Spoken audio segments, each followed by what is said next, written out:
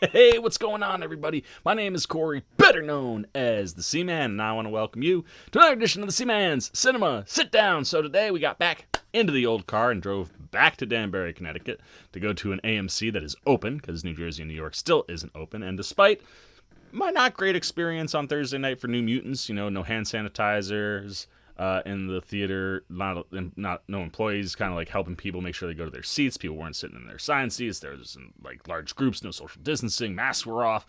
Wasn't great. I was in like a corner of the theater where there was like nobody, so I was okay, but I didn't feel great. 5:30 on a Monday, way better time to go to the movies. I think there could be a lot of people there, tonight or the next couple days, because this movie is gonna do that. But, there was way less people in my theater. Everybody wore their masks. Everybody was social distance. Everybody was sitting in the right seats. Hand sanitizing stations were out. So I felt great because it felt safer than the way I felt on Thursday, which is perfect because I didn't want any distractions. I didn't want anything to take any attention away from this movie because this movie demands all of your attention. And if you give it all of your attention, you will be rewarded at the end. I promise you. Even if you don't know exactly what it is you watched, you will be rewarded by the end of this movie. It's just classic Christopher Nolan. So why don't you pull up a chair, man, take a seat. We're getting ready to dive in spoiler-free into Tenet. That's right, man. I seen it.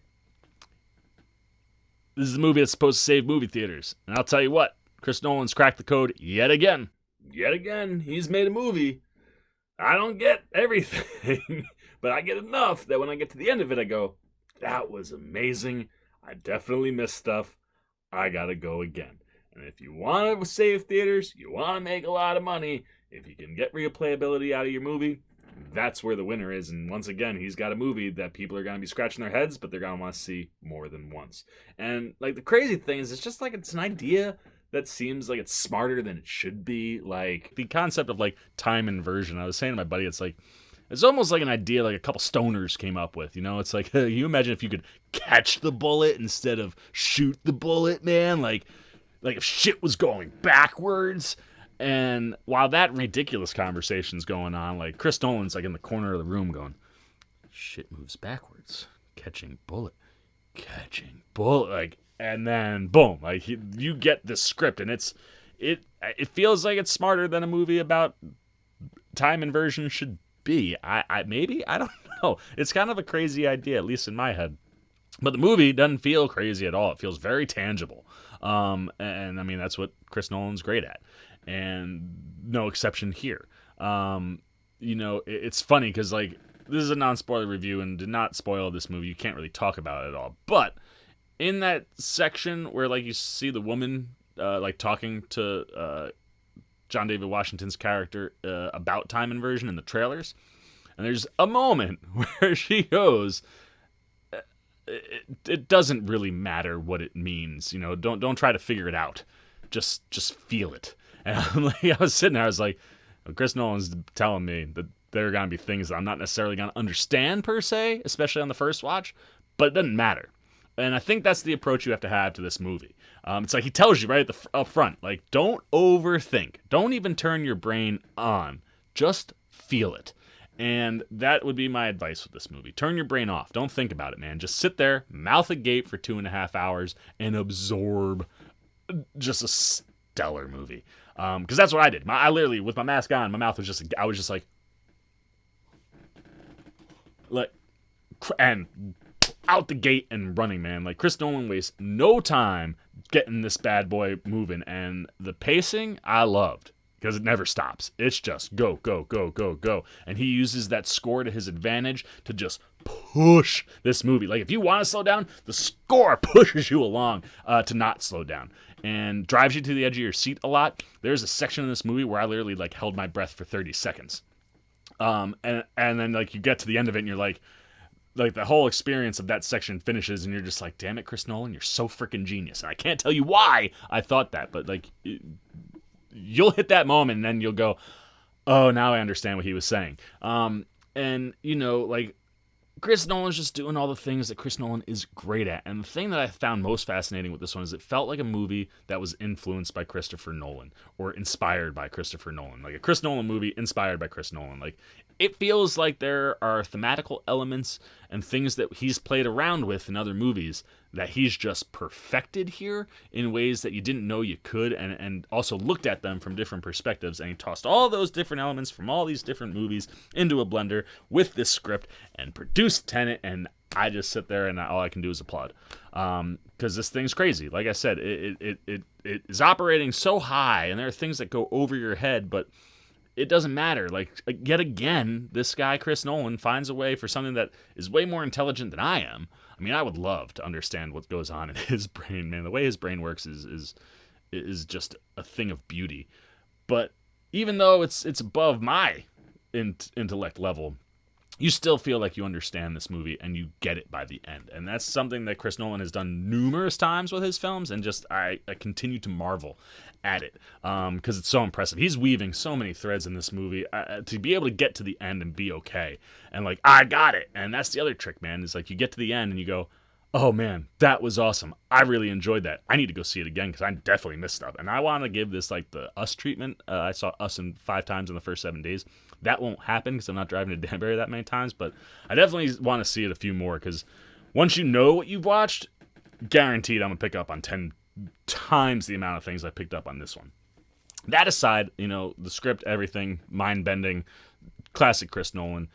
This thing is gorgeous. I saw it in 35 millimeter. Every shot is just, it's a Chris Nolan movie. It looks wonderful. Like I said, he utilizes his score to the advantage, at all times, and he has a cast that's just a full artillery, man. I mean, John David Washington is just electric. I mean, I shouldn't have to tell you that Denzel Washington's kid is freaking amazing. He is a different actor than his dad. He's got some things that are kind of similar, but he's a completely different actor. But that ability is just, it's like genetically coded into him, and he steals every scene as he's supposed to, and he draws your attention you can't take your eyes off this guy. And from a physicality standpoint, some of the stuff they do with the choreography, I mean, the action in this movie is insane. And there's great hand-to-hand combat stuff, and when John David is doing it, you literally go, oh, I didn't, yes, like, really good stuff from him. And he just, everything they give you is wonderful. I mean, whether it's the choreography stuff or the action scenes with the car chases in this movie, holy crow, man. I want to know who all the stunt drivers were, because what I watched was beyond amazing. But I digress from Mr. John David Washington, who is just stellar. I mean, he takes little moments, like in the trailer where he goes, wow, after he finds out, like, you're catching the bullet, not shooting it. He goes, wow. Like, little things like that stand out in the movie because he's so freaking good. So, no shock there. He crushes, as does Robert Pattinson, a.k.a. Robert Pattinson, the Batman. Phenomenal. If people were worried about this guy's Bruce Wayne, watch this movie. He's got a British accent. Make it an American accent. You're looking at a Bruce Wayne in this movie, to a degree. I mean, he can carry off that aristocratic, suave, upper class, like, yeah, I was a rich, snobby, private school kid. But there's all these layers to him too, and like just all these things that you see in the movie, you just go, oh, like when you take all of this stuff and like you learned from Chris Nolan, you're gonna apply it to the Batman, he's gonna be fine. And in this movie, he's great. I love his chemistry with John David Washington. They're dynamic, and like the way they interact with each other is just wonderful. They make a great team. He's a perfect supporting character for John David Washington to be able to lean on when he needs, that little bit of a boost and kind of help with raising the bar. And that's what a supporting cast should do. It should take everything, support the main protagonist, and raise it all up. And that's exactly what Robbie P does every time he steps onto a camera. Whether he's the lead, whether he's a supporting role, he just enhances. So he's absolutely wonderful. And like I said, the two of them together are great. Elizabeth Debicki crushes. I'm a huge fan of her. I mean, yes, she's beautiful and she's striking. And when she steps on screen, she immediately attracts your attention. And then she delivers really good stuff, man. She's such a good character actor. like when given the opportunity. And this character's got a lot of layers, a lot of things going on with her, and she just handles it in a way where, again, like you get little special, like magical moments with her. And then, I mean, the other supporting cast members, I mean, Aaron Taylor Johnson pops in here, real small role, but very, very solid. Michael Caine, it's basically a cameo, but love seeing Michael Caine, especially in a Chris Nolan movie, and what he's asked to do here, perfect for what he needed to do. And then one other kind of like cameo small role that I really enjoyed, Himesh Patel from Yesterday is in this bad boy. And again, very small role, but very good when he's on screen. Like, he's just one of those people, again, that kind of draws your eye to him. And what he's asked to do, he delivers really, really well. And I like Himesh Patel. After Yesterday, I was like, I want to see this guy in more things. Yes, it's a small role, but it's a small role in a Chris Nolan movie. And, like, he plays. He's got a bigger role than other people, put it that way. So hopefully, Launchpad to kind of, shoot him off into some more films, because I think he's very talented. But for me, I mean, John David Washington is the clear-cut MVP alongside, obviously Christopher Nolan. But sneaky dark horse MVP, Kenneth Branagh, like, really, really impressed me. I've watched a lot of Kenneth Branagh over the years. This is a guy who can play anything. He's, very much like I call Robert Pattinson a chameleon. Branagh, to a degree, is a chameleon. He can do very different things, and he can do a lot of different things. But, there's usually like a little bit of a weirdness or a quirkiness to his characters. None of that exists here. He is just flat out terrifying.